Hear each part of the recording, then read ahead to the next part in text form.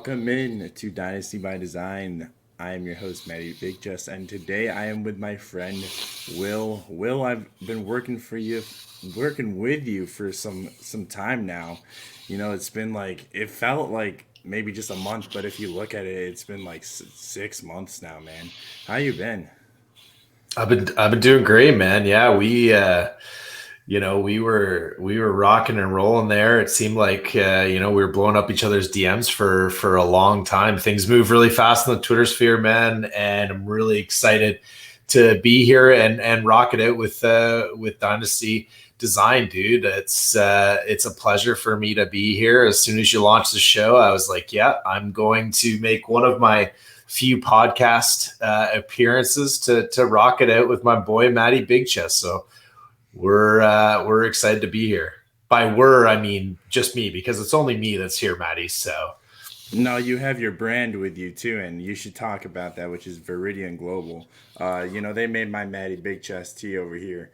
Talk to me a little bit about Viridian Global and what code Matty can bring to you. yeah, absolutely. So Viridian Global, was one of the good things that was born out of this crazy pandemic that we're all kind of making it through, struggling through. It's certainly one of the good things that have come out of it for myself and for the fantasy football community. And what it is myself and my partner, Mark Mathick, Master June. You can find him on Twitter. And we started a company that, it's got a couple different faucets to it, but really no matter what you're going to buy from Viridian Global, it is something that is high quality. It's been tried, tested by myself. Everything, like the hat that I'm wearing, everything has been tested. We ship globally. We've got distribution all across the world. And what's really cool is not only are we making some, really kick-ass designs, some awesome player t-shirts, team designs, but we're also teaming up with some of the biggest names in fantasy football. You've been a big part of the Dynasty Warzone being involved. And then what I'm wearing right now, Dynasty Rewind, that's another part of our business that's called the Football Collective. And that's really getting brands out there, helping them raise funds to pay for, the live streaming, for writing, for all these different costs that come up that are associated with brands. When you're buying a piece of their merchandise, that money's going right back into their pockets. And we're really super happy to do that. And, Maddie, I think that the relationship that we have really embodies what I envisioned when we started the collective. It's like, hey, we're helping each other out. We're helping to elevate each other, get each other's names out there, and help our respective brands grow. And that's really what the collective is all about. It's, we are putting our money where our mouth is. We believe in this. And at the end of the day, you're supporting these brands, but you're also getting like kick-ass merchandise. This is high quality stuff. And we're trying to make a couple bucks, but we're also trying to make it affordable for everybody out there in the fantasy football community. So that's Viridian Global. Matty, we've got over 600 t-shirts, hats, and hoodies right now. Like, can you believe that? We started off, it was, Mark and I had a couple of our own designs. Dynasty Warzone was there from the beginning, True North, Goat District, the Undroppables, but we've got over 25 fantasy football brands now, over 600 pieces of fantasy football merchandise. So whatever whoever your player is, whoever your team is, whatever fantasy football brand has helped you win championships, dude, we've got it there. And check us out, viridianglobal.com. And I believe that the code, what did we settle on for the code, Maddie? What's your code? It's just Matty. Maddie. It's simple as Maddie at checkout, and that gets you 10% off just for being a listener of and a fan of Maddie. So use that at checkout, get you 10% off your first purchase, and goes to support Maddie. He needs t-shirts, he needs hats to wear, and live streams ain't cheap, right? No, yeah, and also for giveaways, I want to be able to give some shirts away to my listeners. So For sure. definitely excited. So use code Maddie at checkout. Great site. I know it like the back of my hand by now. I gotta say, like, when we were launching Viridian, Maddie was like, he was like our bug tester. It was phenomenal. He was like, I found this is every wrong. bug. This is this, every single bug. And I mean, honestly, I know that I joke about it, but you were hugely instrumental in getting us off the ground and a lot of things that were, you know, pretty significant. You really helped out, Maddie. So thank you very much for that. I'll always remember that. Shopify, man. Yeah. It's something to work around, but we'll talk about that on a different time if we ever go into designing a shop. But you know, we're gonna talk about best ball. So, the Absolutely. rules they vary depending on league. For example, you can have super flex or tight end premium. You know, standard league, a PPR scoring league. The best ball portion of it remains constant, and each league can have their own scoring formats and funky rules. Is your answer to what is best ball? I read it for you, but you know, it is very. The leagues do vary. You know, you get everything you want in best ball. It's the same thing as Dynasty. It's just you don't have to set your lineup, right? So tell me a little bit about what is best ball. You know, I read it Yes. from your selecting, but you tell me a little more because I want to hear more. Absolutely. So best ball is, you know, for me, it's a great format, and it's a great format for a lot of different reasons that I know that we'll talk about that. But best ball essentially is, you know, it's also known as Draft Master. So that name has kind of been faded out of the fantasy football world, but it still comes up. So those that are talking about like a Draft Master series or a Draft Master format, they actually mean best ball. So that's something to keep in mind. So what best ball is you're drafting a team, and again, the league formats change depending on the site that you're playing on. The scoring formats can change, but the one thing that remains constant is that you're drafting a team and you're not setting a lineup. The sites that you play on will automatically pick the players that have the highest scores for that given position on any given week, which is absolutely beautiful. So there's no in-season maintenance, and you just go out there, you draft your team, and you can get very creative. You could try out a lot of different strategies with best ball that, let's say in Dynasty, because it's much more static than what best ball drafting can be. You can try some pretty interesting different strategies, and I really find that the one thing about best ball is that this can be your like training ground for season long fantasy football. You have all off season to hone your drafting skills, to hone your draft strategy, so that when your high stakes season long leagues kick off and you're ready to draft and it's draft day, you know exactly you know exactly where players are going. You know where their values are. You know when players are falling, or if their ADP is too high, you can say, yeah, no, I'm out on this player because I've routinely drafted that player in the 5th round. I am out at that ADP.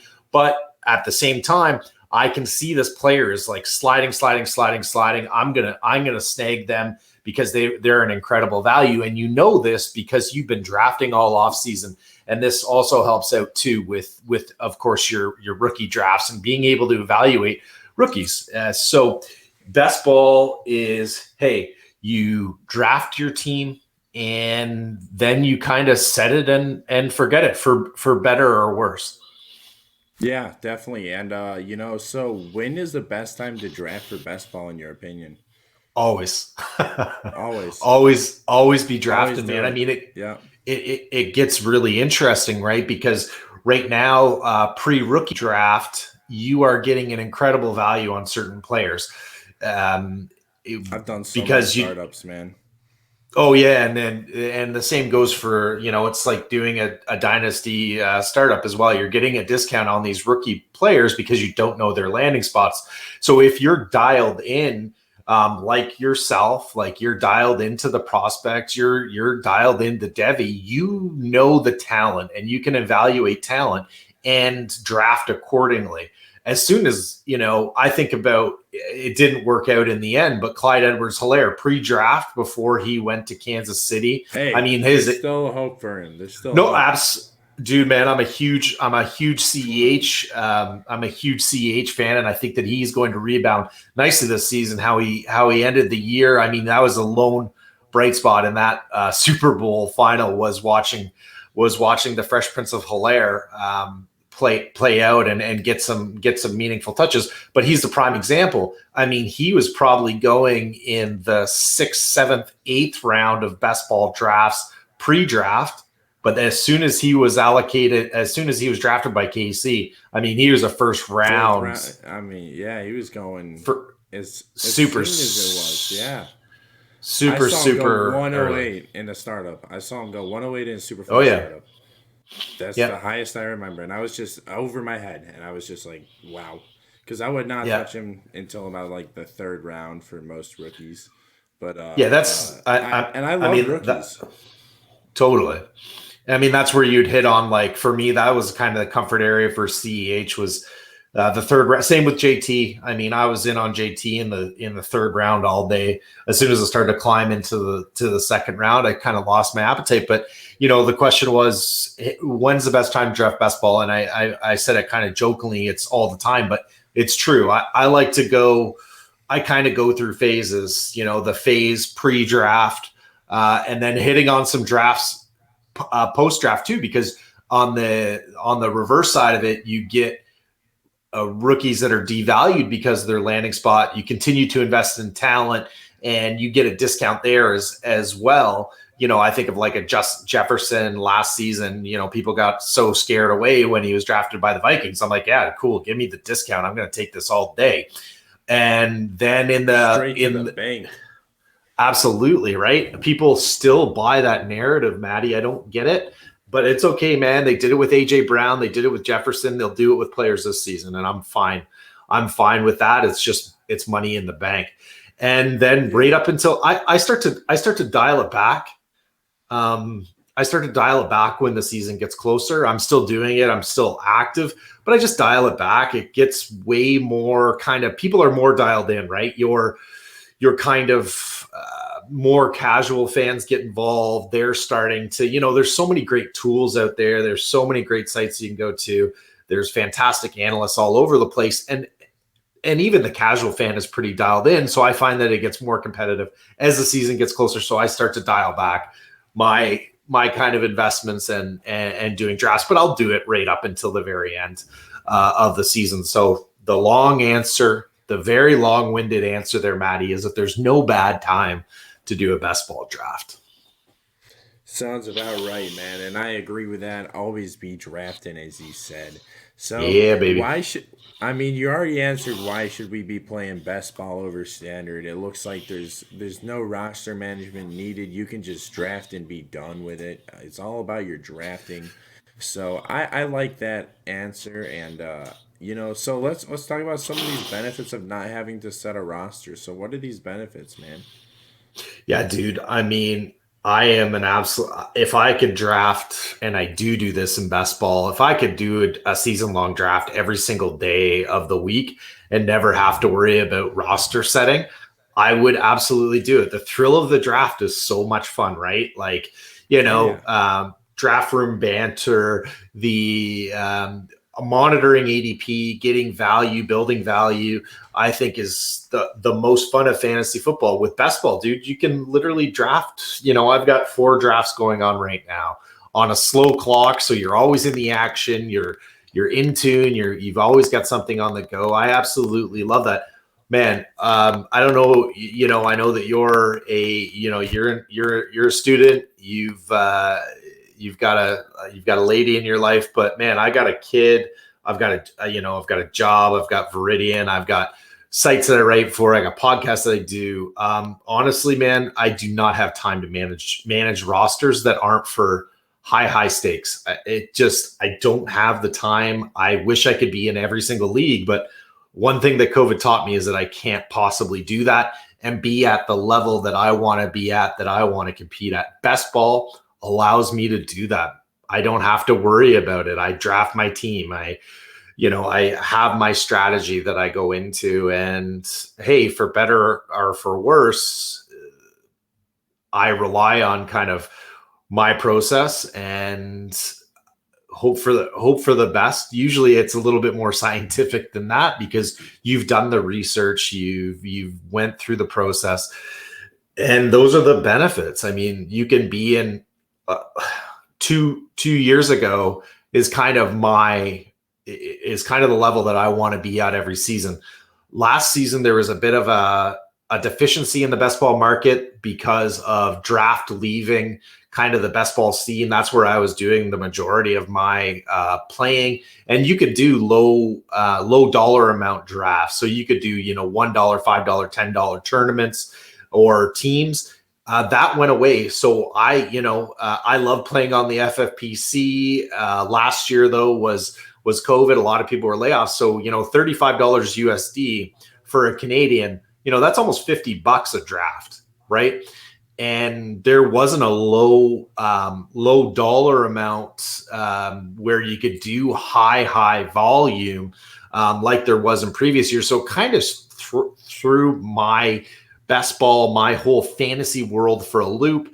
And I ended up playing a lot more like Dynasty startups, low dollar amount, just not my thing. When I'm in kind of my best ball mode, and I'll be in there this year, I'm going to draft like 100 to 150 teams. That's how, dialed in. And these teams will range from, a $5 team to a $250 team. There's going to be a big mix. So having that volume, you can really try out some different strategies. You can embrace variance quite a bit. You can get some really killer stacks going. What are your favorite draft strategies in best ball, man? Yeah, for me, yeah, I chase value, and I don't go into every single draft saying, hey, this is what I'm going to do. It does change dependent on that draft room, because these are real live individuals that are drafting against you, and anything can change, and you've got to monitor value. I typically fade the wide receiver position, and I wrote an article on this last year for the Breakout Finder. And, the first time that I looked it up was this week, and I'm like, wow, I literally hit on every single late round wide receiver that I kind of put out, besides Darius Slayton. But what can you do? But fading wide receiver and investing that draft capital in running backs or a tight end that's named Travis Kelce. I mean, when you look at that replaceable value at other positions, like at the wide receiver, you could draft a wide receiver in the first round or the 10th round, and they could produce the same amount. And I'm going to go through some examples of that. Whereas when you're drafting heavily in running back, the positional like replacement value later on in drafts, I mean, you're looking for a James Robinson type miracle, and those don't happen every single draft. They don't happen every single season. Whereas drafting players like Marvin Jones Jr., Robbie Anderson in like north of the 10th round, you almost can guarantee that you can get that kind of value every single season. What's happened as well that we have experienced is that these, workhorse 3-down running backs are harder and harder to find in fantasy football. What's happening is that the last two draft classes for wide receivers have been absolutely phenomenal. What we've experienced is typically a wide receiver will take 2 to 3 years to mature to be able to become a top fantasy producer. That's not the case. In the last 2 seasons, we have had like transcendent wide receiver talent come in their rookie season and start producing immediately. So what that does is that just continues to push out. Totally. It just pushes that wide receiver value further and further back. And you can continue to get that value. Like, I mean, Justin Jefferson might be a bit of an outlier, but if you were taking him in the 11th or 12th round of best balls, I mean, you're absolutely laughing. You don't have to dig that deep, though, to see that type of value. Marvin Jones Jr. has been producing as a top 20 wide receiver, and his ADP has been like a top 50 wide receiver for the last 3 seasons. The other beauty, Maddie, of best ball is that it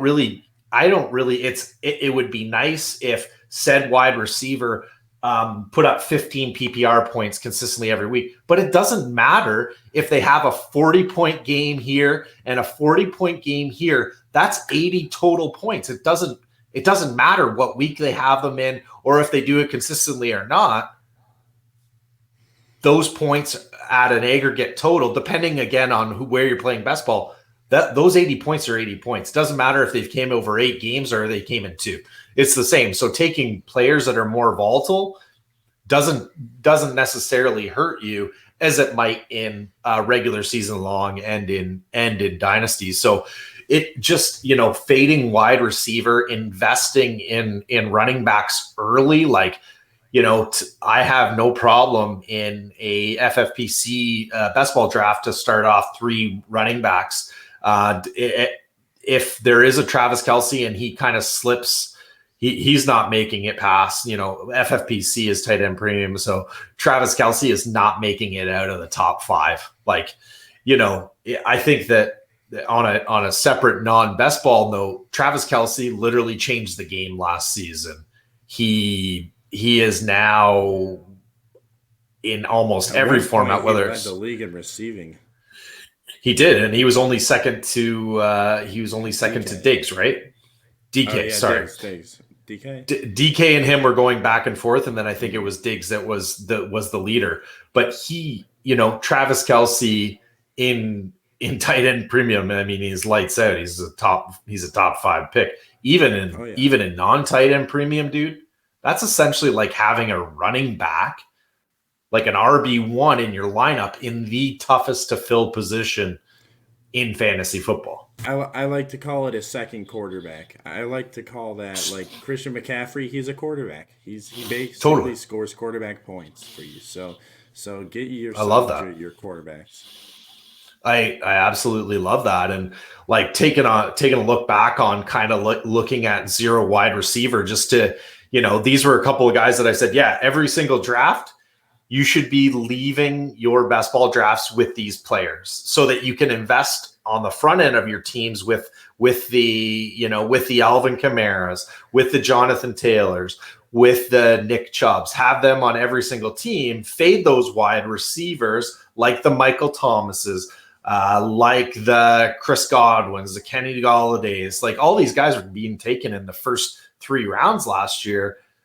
And all of them, Maddie, were Marvin Jones Jr. and Robbie Anderson outscored them all. And they were being drafted. Their ADP was like 126 for Marvin Jones Jr. He finished at wide receiver 18 last year with 220, almost 228 PPR points. And then Robbie Anderson was being drafted. His ADP was 170th and he had a PPR finish. He's right behind Marvin Jones Jr. And he was 19th and he finished with 224 PPR points. So that being said, it's like, okay, you can get replaceable wide receiver value late in drafts. And because of the ability to have to kind of embrace volatility, again, players like, Robbie Anderson was more consistent last season than he ever has been before.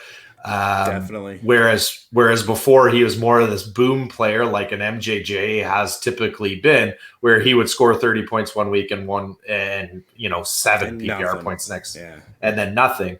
But, Marvin Jones Jr., there's another top 20 finish, and he'll, again, this season, he'll be drafted in the 10th, 11th, 12th, 13th round, just because. So I am wary. So worth it. Oh, he's totally worth it. Who are you going to get?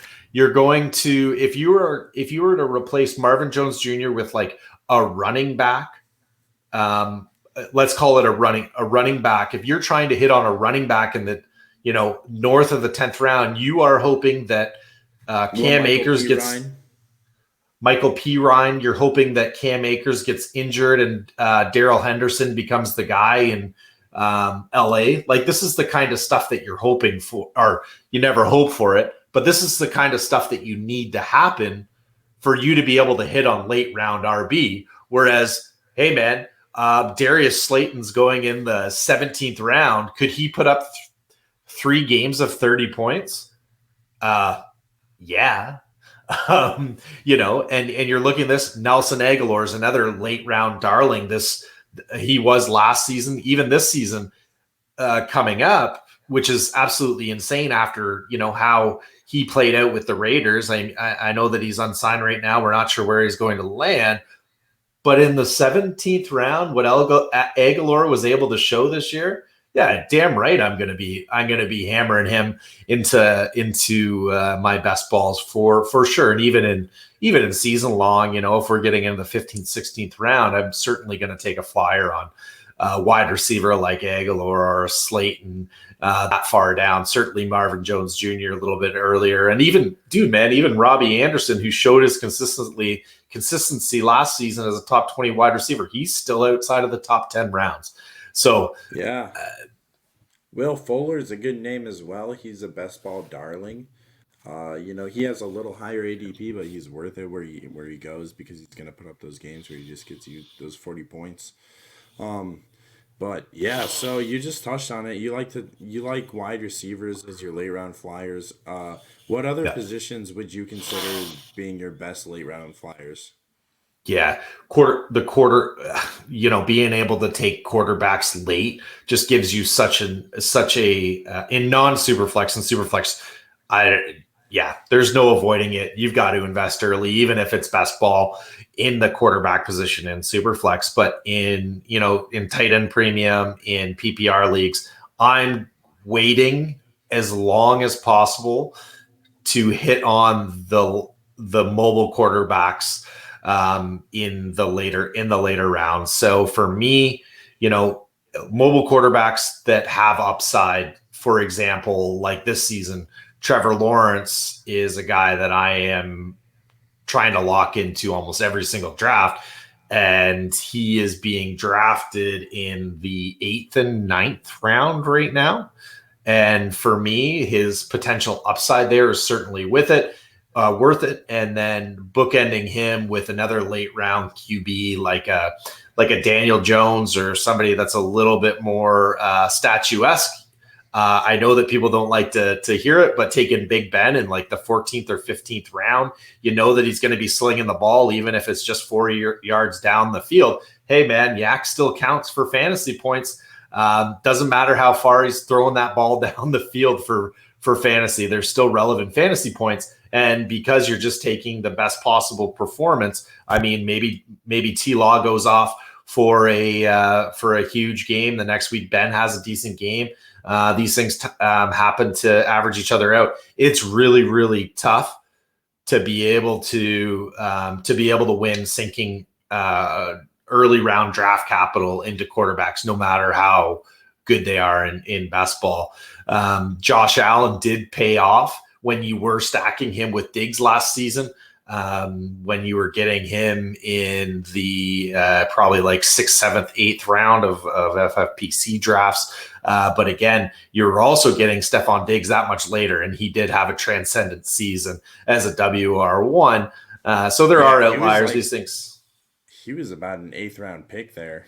He was. His ADP was about 66 on FFPC. So, I mean, even if, I guess I should clarify a little bit more on the zero wide receiver is that I start acquiring value with wide receivers in the 4th, 5th, 6th round. So like Stephon Diggs last season is a prime example of where you're waiting on wide receiver and still getting, tremendous value. And you see these guys all the time. I still see, DJ Moore has slipped down into the later rounds. And I think he's going to be a tremendous value.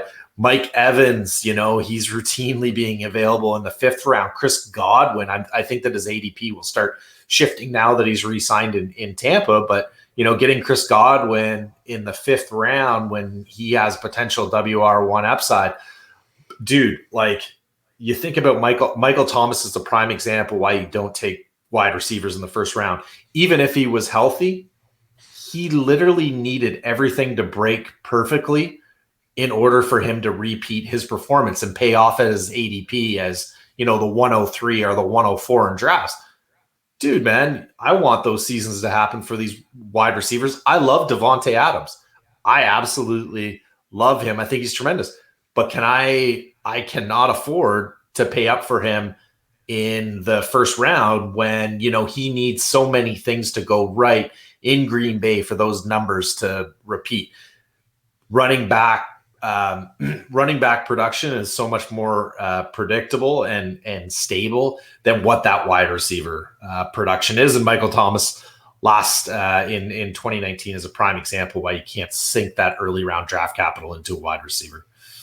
Definitely. In best ball, I think the obvious opinion is get your running backs early, get them often, and acquire wide receivers later, because you can hit on those games where they go off for 40 points in a game, and you get your Marvin Jones Jr. who has 3 touchdowns in a game, or you get your Will Fuller who has like 4 touchdowns in a game. I think it was one time. 4 tutters, So yeah, so you get those games from them, and you get value from them. So it looks like you should get your running backs early, because that's what you got to get your bell cows, and those are rare in the NFL.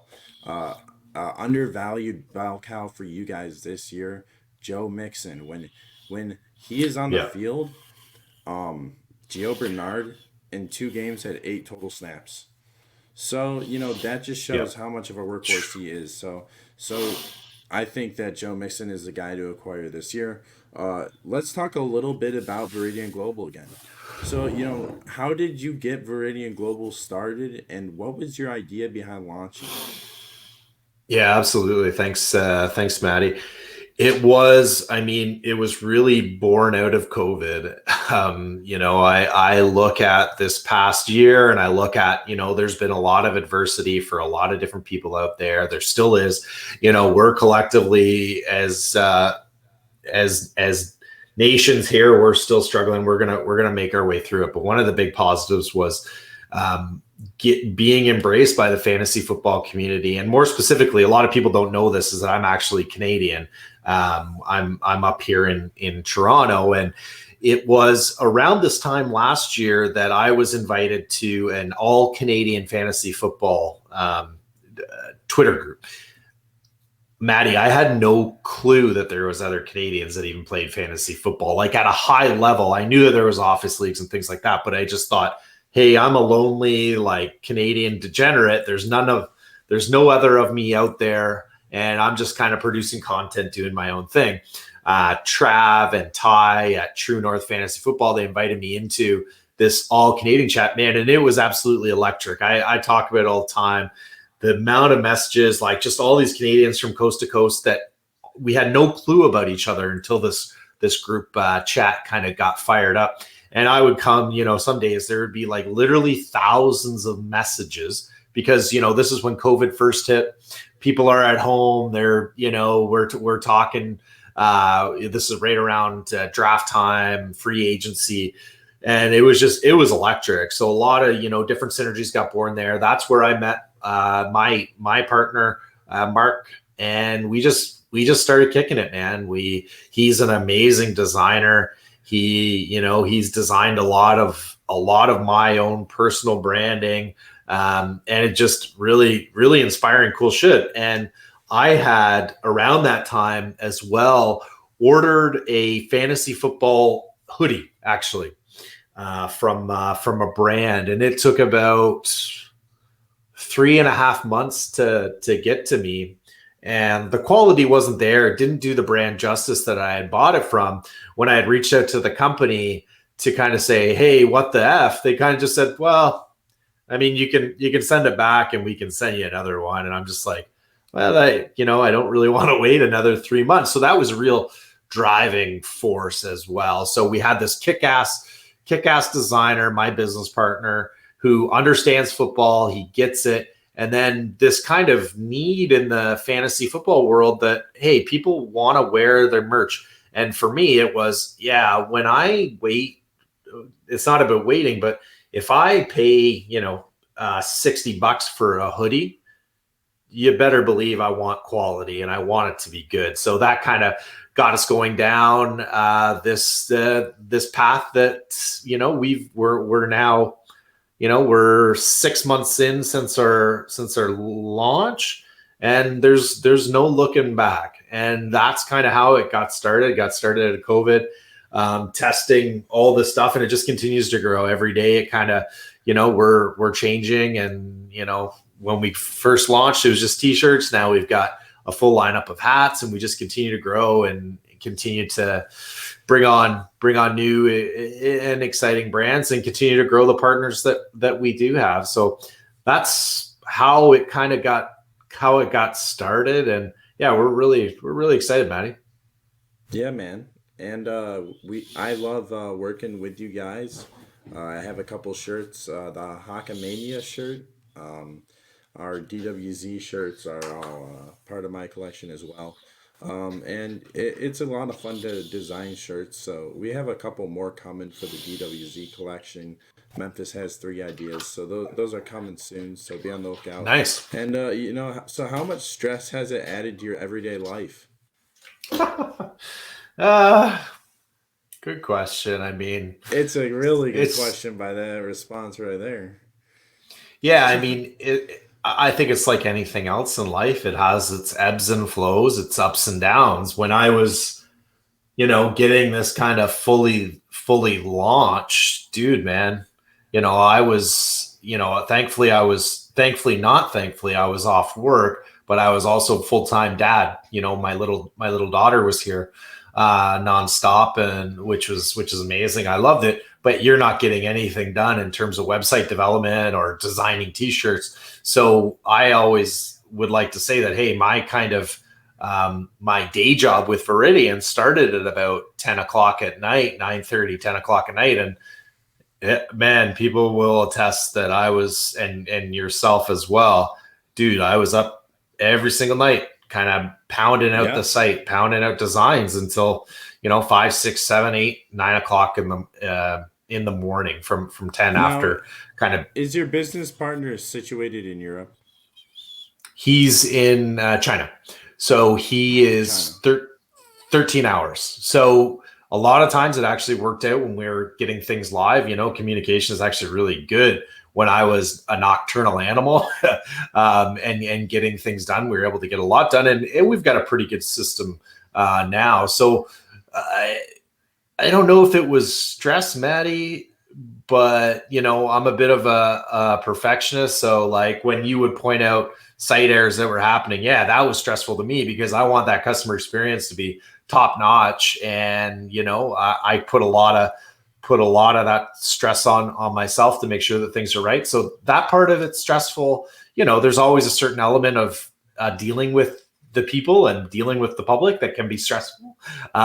But that's what my background is in. My background is in sales and business development. So I deal with people all day, and you know what? I love it. It can be stressful, but that all kind of goes away, dude, because when like Dynasty Warzone, when a fan of Dynasty Warzone gets a piece of merch, or like you get your shirt and you show me that, I'm just like, man, this is what makes it all worthwhile, man. Like for me, seeing our gear and seeing different brands out there that are rocking it, and they're so proud. Like honestly, like you feel it with your brand on your chest. It's like, hey man, it's something to be proud of, right? And that's what I do it for. It's certainly uh it's yeah, I do it so other people can enjoy the merch and its quality stuff that we're putting out there. But there's been some stressful times for sure.